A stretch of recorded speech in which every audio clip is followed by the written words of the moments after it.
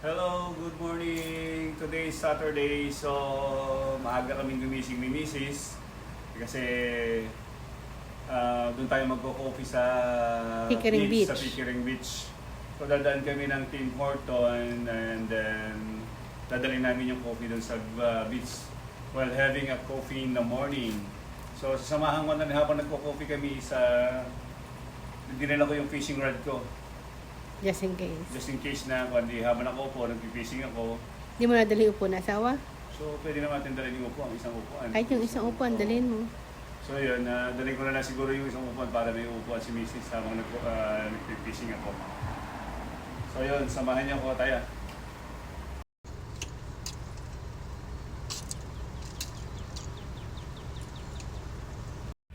So, tayo na. Samahan niyo kaming mag-coffee doon sa Pickering Beach. Pickering Beach. Banding time. Banding time namin to kasi Asawa. Saturday lang naman yung off namin. So, pag ganitong Saturday is sinasamantala na namin yung panahon. Sa maganda weather. Saka maganda naman ang weather ngayon. Sunny!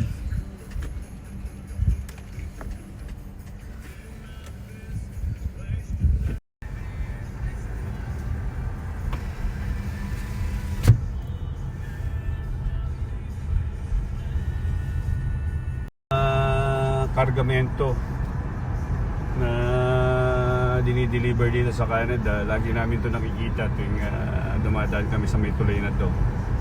So mahaba yan.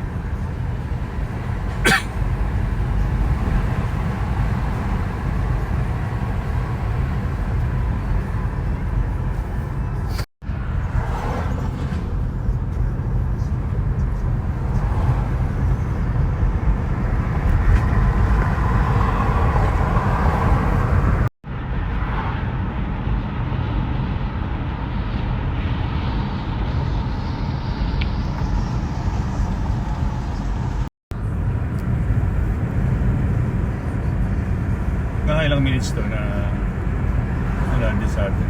Siguro mga nasa 15 minutes ano.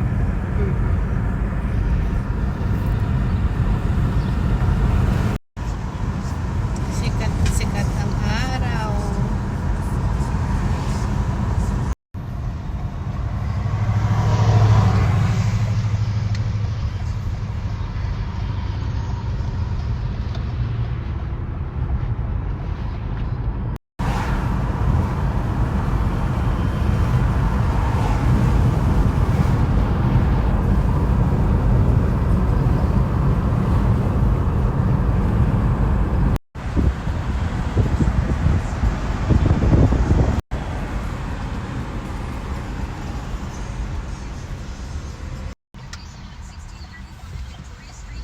Tim Hortons. Drive-thru na lang po kami.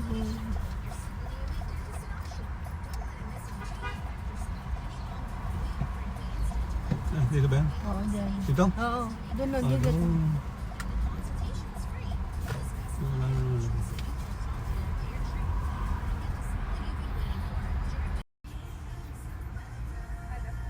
Hello, good morning. Can I have 2 large French vanilla please? And one scrambled sausage wrap. And that's it.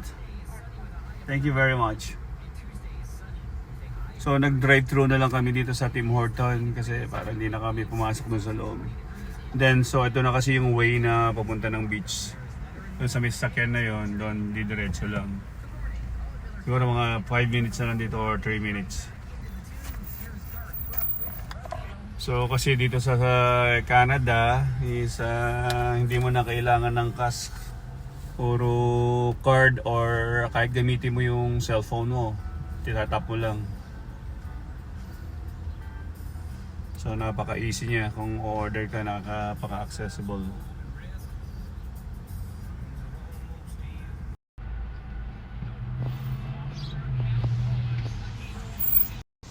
Good morning. Good morning. How are you? I'm fine, David. There you go. Can I have holder, please? Sorry? Can I have holder?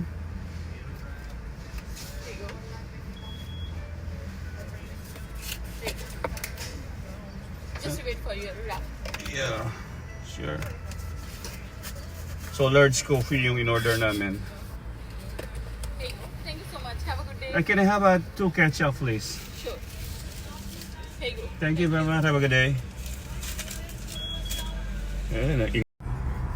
So dito sa Canada, kapag mayroon kang nakitang stop sign na yan, kailangan huminto kahit mga 4 seconds lang. Then titingin ka sa both side and then proceed ka. So ganito dito sa Canada. So, and then mayroon lang maximum speed pag dito sa mga street. Let's say 10, 40. Kailangan 40 ka lang dito.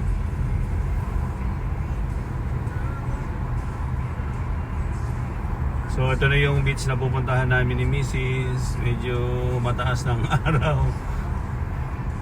Alas 8 o'clock pa lang naman ng maga. So siguro mga 2 oras lang kami dito. Plano kasi namin alas 5 5:30 eh. Umiret. Kaya medyo tinanghali kami ng konti. Marami ng tao. So magpa-park lang kami rito kasi ang park may parking dito. May bayad. Kumbaga may bayad din ang parking dito. So mura lang naman din ang bayad ng parking. Ano? Nung nakaraan kasi na hindi ko na-send, na-charge. Na-charge. Natikita. Si Mrs. Nabayaran ng $60. Kaya lesson learned before you leave. Prepare ko na yung pang fishing ko. So nakabili na rin kami ng coffee. Then samahan nyo kami dito sa beach. Love na ilak mo yung sasakyan natin. Yes, nailak ko naman. So nagbayad kasi muna si Mrs. ng parking kasi para to make it sure na hindi uli kami matitikitan. Dinoble check ko sa email. Kasi last time, hindi pala na-send. Ayon. Nagbayad kami ng $50 na nagiging Ano ka? 60? $60. $60. Kasakit sa banks. So dito makikita mo rin yung mga yate. Maraming yate. Meron po kaming yate Meron dyan kaming yate dyan, kaya lang hindi ko na matandaan kung saan ko na ilagay. May park. Joke lang. Joke lang po. Wish lang po namin magkaroon ng Okay, yate. naman daw kami ng yate. Simpleng mangarap lang po. Meron din mga nagpipishing din dito. Ayun na, may nagpipishing na. So, nagpishing na ako dati doon sa lugar na to. Wala. Wala namang kumanggal. Ayun na, may mga nagpipishing na po. Kaya may nagpipishing din. Si Kabayan po nandun yata. Saan?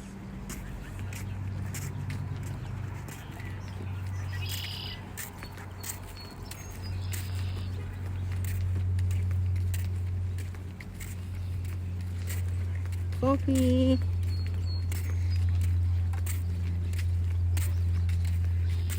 Oh, may concert.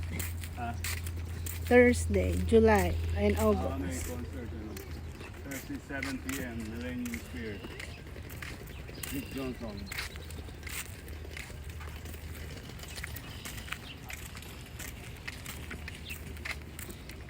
Nakaka-relax po.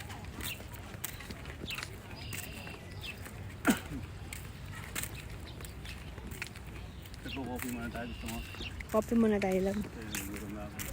Kulang muna tayo doon.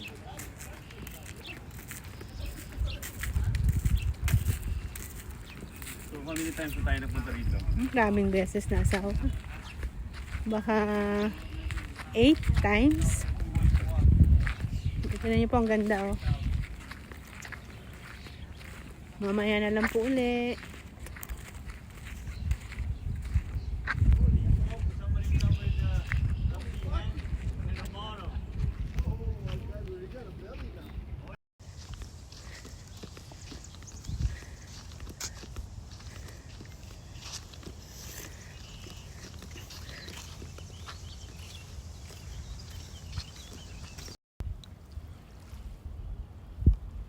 So nag-rest muna kami ni Mrs. dito. Diba mo? Siguro.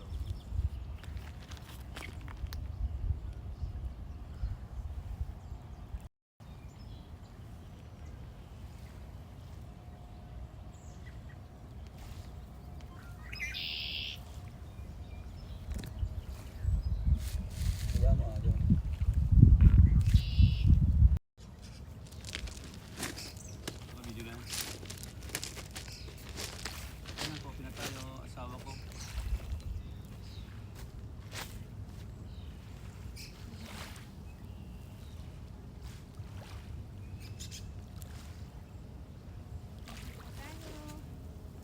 coffee. Namutin natin.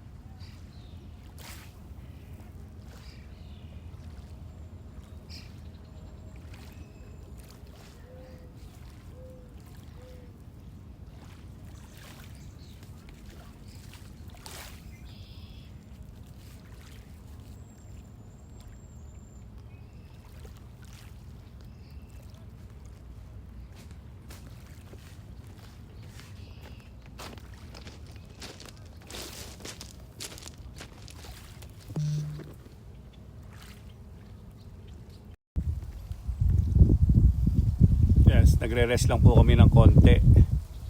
Then pupunta ako mamaya doon sa may tower doon kasi ang medyo marami-raming isda. So yun, ganito lang ang buhay namin dito sa Canada kapag may time na mga pag-relax o magre-relax kasama ang asawa. So yung dalawang anak naman namin kasi hindi namin maasahan sa mga ganito. Mas gusto nun na nakakulong lang sila sa kwarto habang nagsa-cellphone, naglalaro sa computer.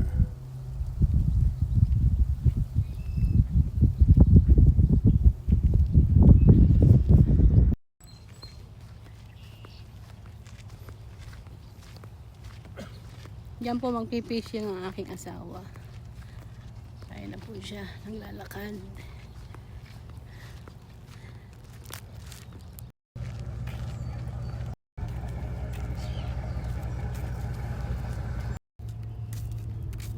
$5:30 to 9-ish. Because I had to head straight north that night. Because I've got the men Lab, Yeah. for sure this gig. Yeah, no, it's for sure. No, and they've got like these So ito guys. yung unang like, cats ko na mag-fishing this year. I've been sort of monitoring them. They're sold out it's like every 2 Wednesdays. It's a patio session. I don't know if you've ever been to Gilwood, the States. Yeah, it's like all gardens and stuff. It's a patio. Yeah.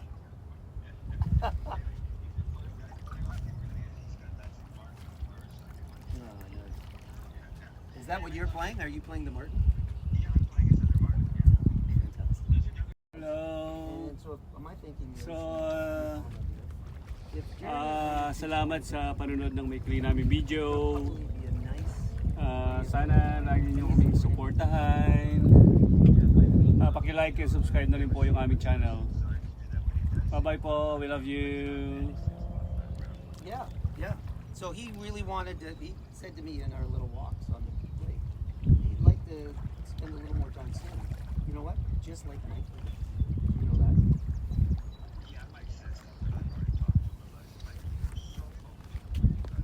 Yeah.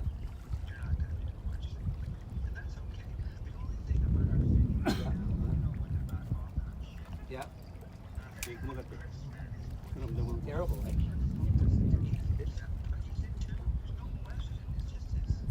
Not pitch. It's pinch. For me, it's pinch. A couple years ago at your place, it was like little vocals. Yeah, he said she loved it.